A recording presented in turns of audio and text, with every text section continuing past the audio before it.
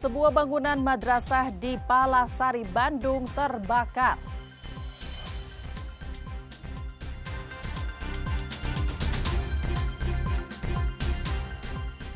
Terlilit pinjol, dua pria di Subang nekat rampok nasabah bank.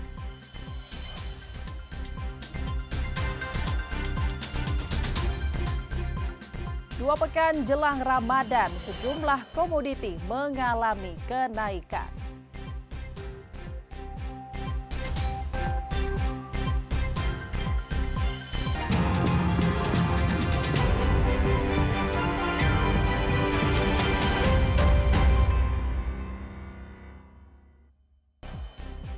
Selamat pagi saudara, selain ketiga informasi utama tadi, kami masih memiliki informasi menarik lainnya. Saya Ninda Destiani akan menemani Anda dengan berita independen terpercaya. Kita simak Kompas Jabar selengkapnya.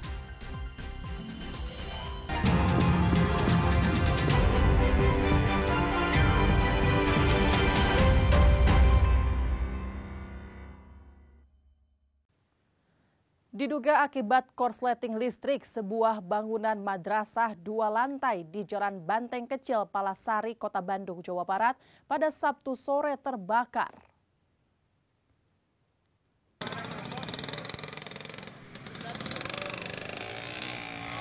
Inilah video amatir yang direkam oleh warga.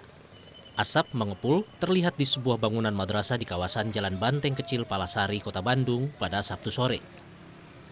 Api yang cepat membesar membuat warga panik. Bahkan sebelum petugas damkar datang, warga berjibaku memadamkan api dengan alat seadanya. Kebakaran tersebut pertama kali diketahui saat asap keluar dari ventilasi. Ketika hendak memeriksa, api langsung menjalar dan melahap bangunan tersebut.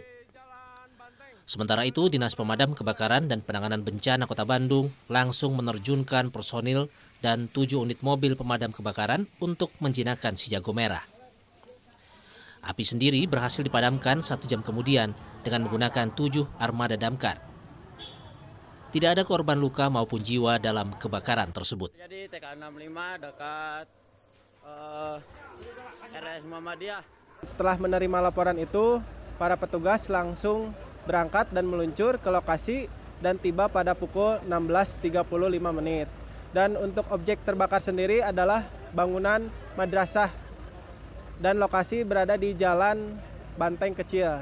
Nah, untuk luas objek yang terbakar kurang lebih 42 meter persegi. Dan ketika dan menurut saksi bahwasanya kronologi terjadinya kebakaran disebabkan ada munculnya asap di lantai 2 atap bangunan madrasah. Terlilit hutang pinjaman online, 2 orang pelaku nekat merampok nasabah bank di Jalan Cagak, Subang. Satu persatu para pelaku diringkus di rumahnya masing-masing.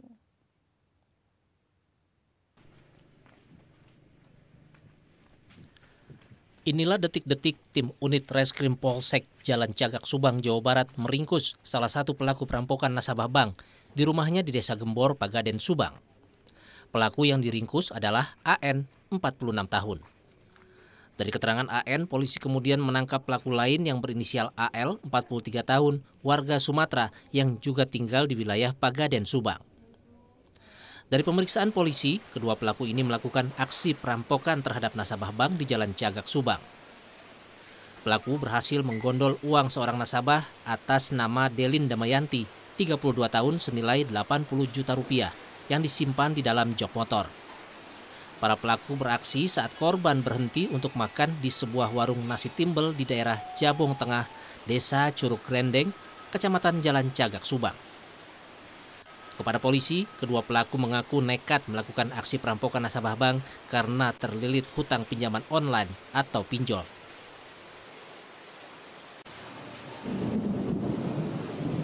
Dengan menggunakan apa bayar hutangnya? Transfer. Berapa transfer yang kamu transferkan? Transfer 44 juta. 44 juta. Itu kenapa istilahnya ini kamu melakukan ini perencanaannya di rumah siapa? Di tempat rumahnya PN, Pak. Oh, AN ini ya.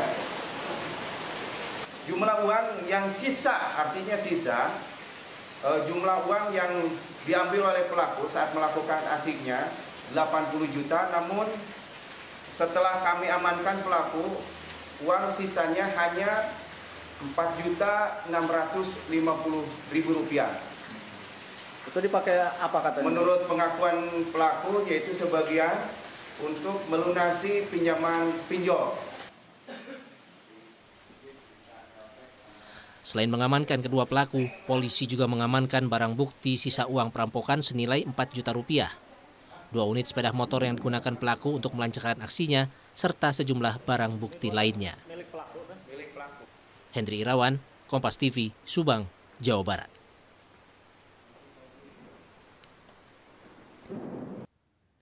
Dua pekan jelang Ramadan, harga telur ayam di Pasar Kosambi, Kota Bandung mengalami kenaikan. Naiknya harga telur membuat pedagang kehilangan omset hingga 20%.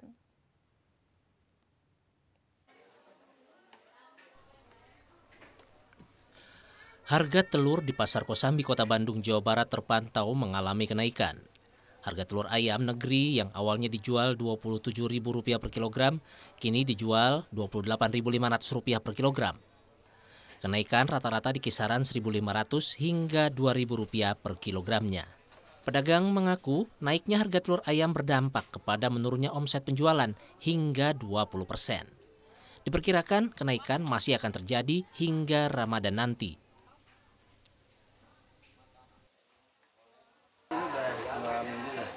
Kalau 285 1 minggu.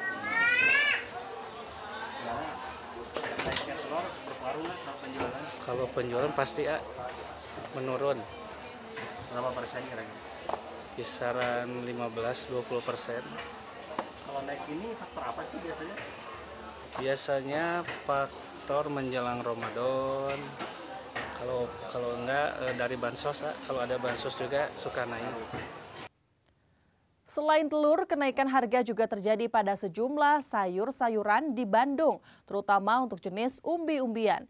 Sementara semua jenis cabai telah kembali ke harga normal.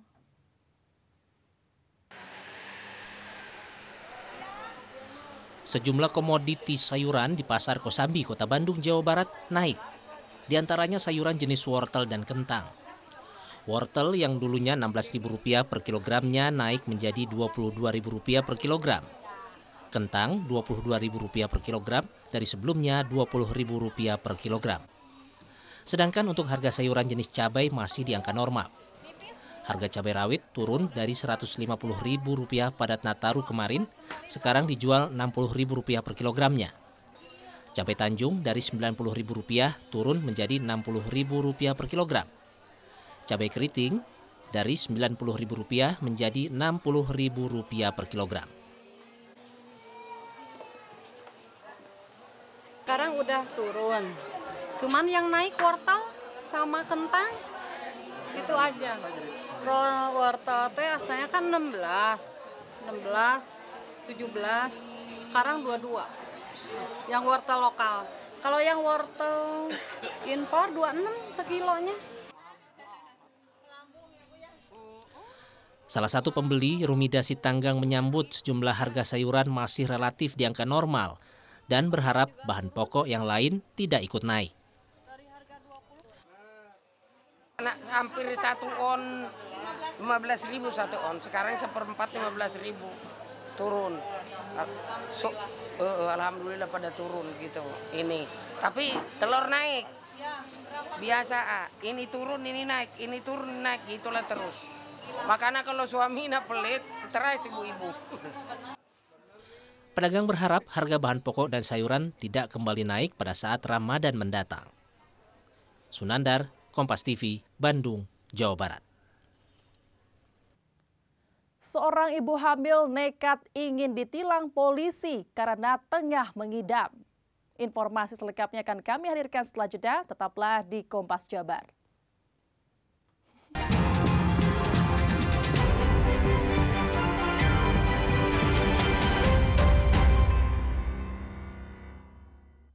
Petugas Puskesmas Lewigong, Kabupaten Garut, Jawa Barat berikan kejutan terhadap seorang ibu dan anaknya yang berulang tahun dengan mendatangi langsung ke rumahnya untuk memberikan pelayanan prima cek kesehatan gratis sesuai dengan program Astacita Presiden Prabowo Subianto.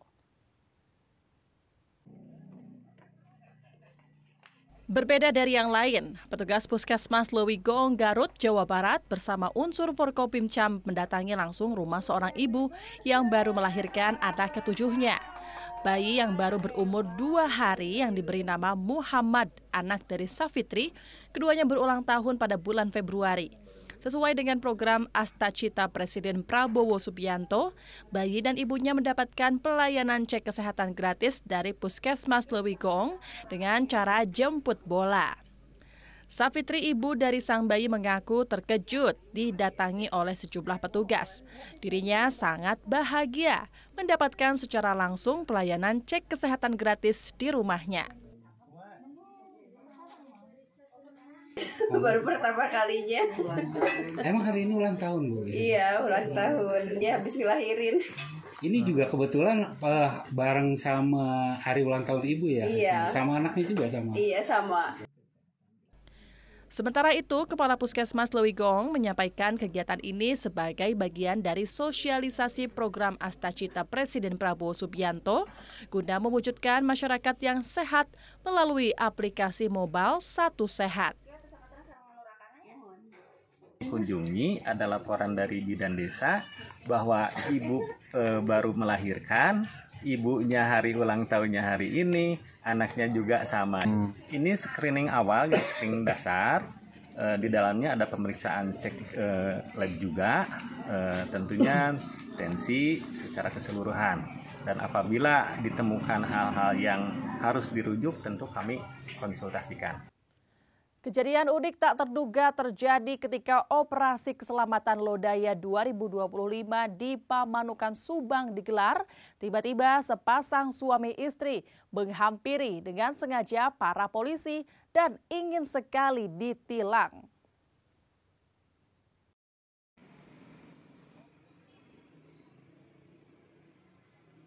Ada kejadian unik ketika polisi di Subang tengah menggelar operasi keselamatan Lodaya 2025 di daerah Pamanukan.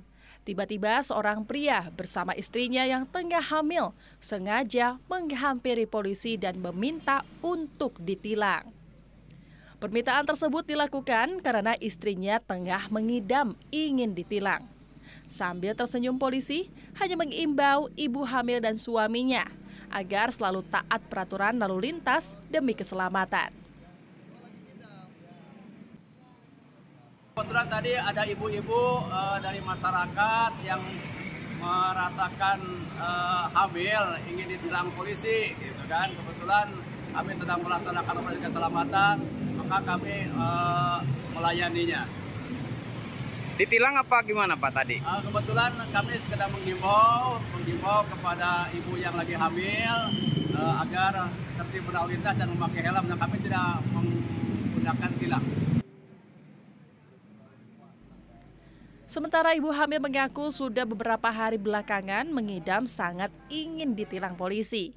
Sehingga ketika melihat ada operasi keselamatan, ia mengajak suaminya untuk minta ditilang.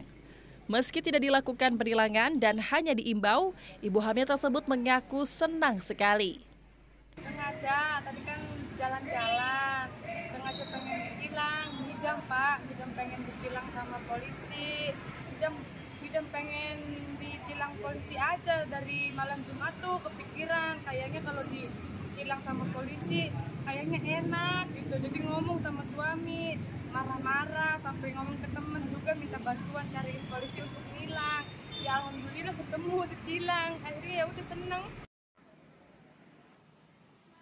Dengan sumringah, setelah ditilang polisi, kedua pasutri itu pulang ke rumah dan berjanji akan selalu mentaati peraturan lalu lintas. Meski demikian, polisi tetap mengimbau jangan meniru aksi ibu hamil tersebut, sebab cukup berbahaya karena menggunakan kendaraan bermotor tanpa mengenakan helm. Henry Irawan, Kompas TV, Subang, Jawa Barat.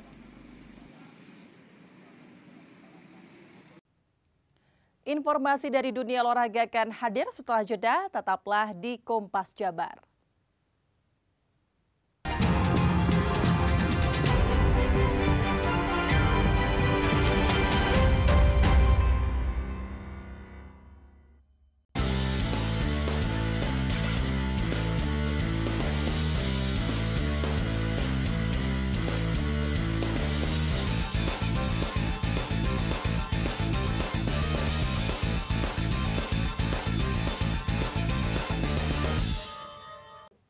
Timnas Indonesia U20 resmi tersingkir dari perhelatan Piala Asia 2025. Skuad Garuda Nusantara takluk 1-3 di tangan Uzbekistan dalam laga kedua grup C.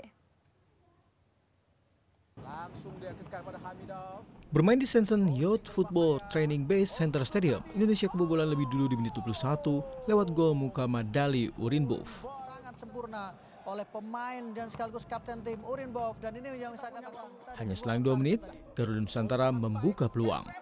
Jens Reven berhasil menyetarkan kedudukan menjadi 1-1 dan bertahan hingga istirahat. Babak kedua memasuki menit 47, Indonesia kembali kebobolan. Abdugafur Kaidarov mengembalikan keunggulan Uzbekistan 2-1. Jangkau secara sempurna oleh Ikram Al-Ghifari. Luar biasa syuting kaki kiri. Uzbekistan kembali menjauhkan keunggulan di menit 63. Tandukan Saidumarkov Said Nurulayev membuat Indonesia akhirnya tumbang 1-3. Dengan hasil ini, skuad Garuda Nusantara resmi tersingkir dari Piala Asia U20.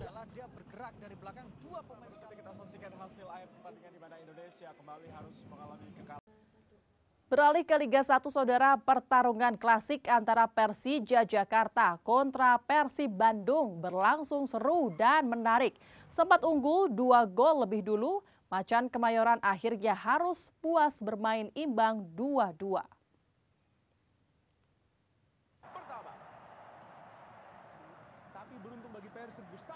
Persija Jakarta tampil penuh percaya diri kala memberikan jamuan kepada sang musuh klasik Persib Bandung di Stadion Patriot. Tampil dominan, Persija akhirnya berhasil unggul lebih dulu lewat gol yang dipersembahkan Gustavo Almeida.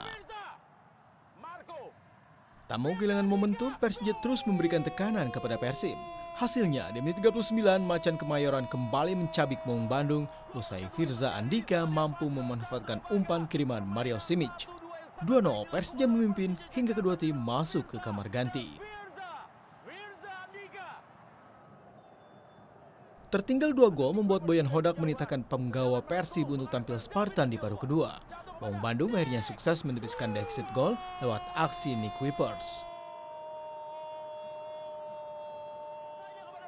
Persib terus berjuang untuk setidaknya menyamakan kedudukan, dan momentum itu akhirnya tercipta di menit 70.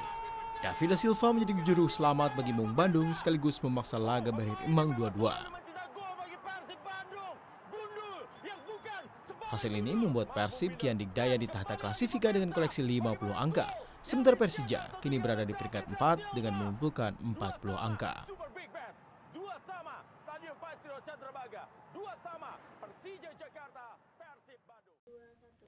Sementara duel papadaan antara Borneo FC kontra Barito Putra tak kalah seru.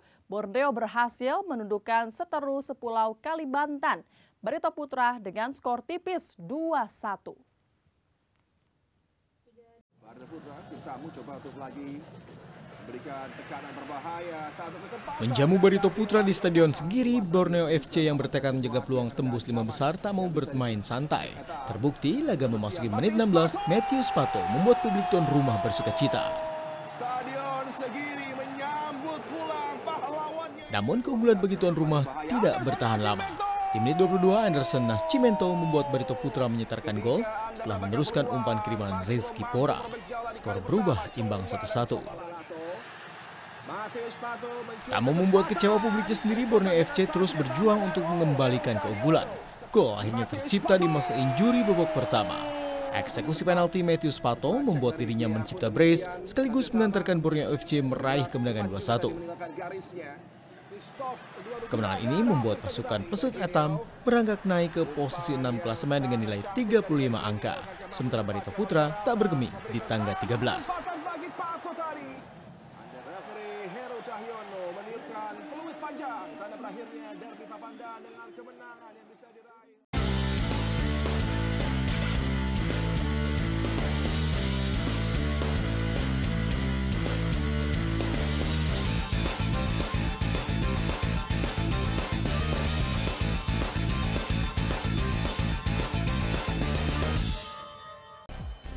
Saudara, dengan berakhirnya informasi tadi sekaligus mengakhiri Kompas Jabar episode hari ini.